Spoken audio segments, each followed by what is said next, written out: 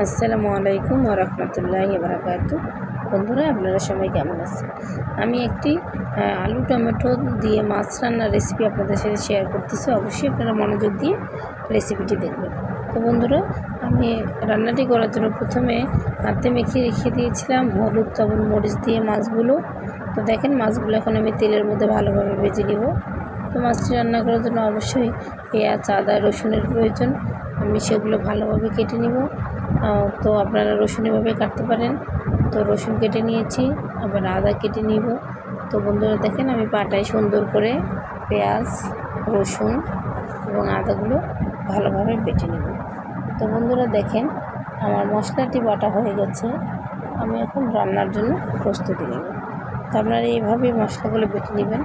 বেটে রাখা মশলাগুলো আমি গরম করা তেলের উপরে দিয়ে ভালোভাবে ভেজে নেব।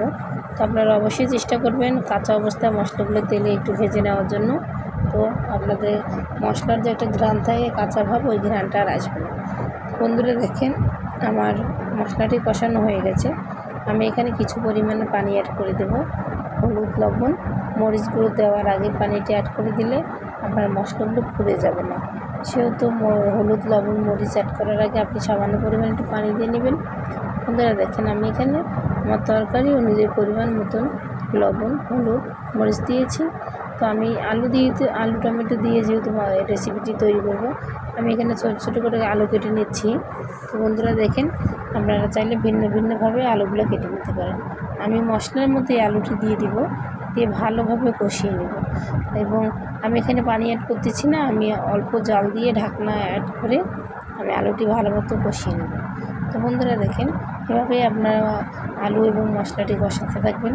আমি এখানে ঢাকনা দিয়ে সুন্দর মতন আলুগুলো কষিয়ে নিয়েছি। তো আপনারা এইভাবে কষানোর চেষ্টা করবেন।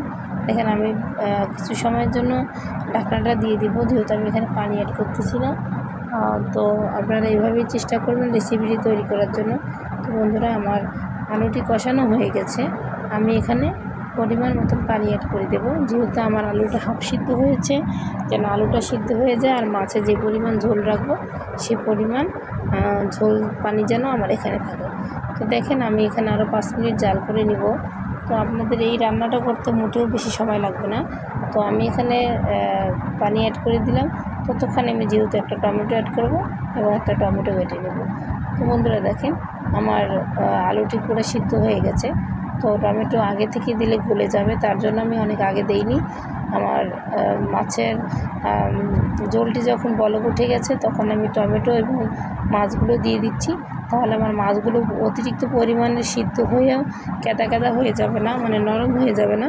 তো প্লিজ আপনারা এইভাবে এই রেসিপিটি রান্না করার চেষ্টা করবেন। তো বন্ধুরা, আমার রেসিপিটি কেমন হয়েছে অবশ্যই কমেন্টস করে জানাবেন।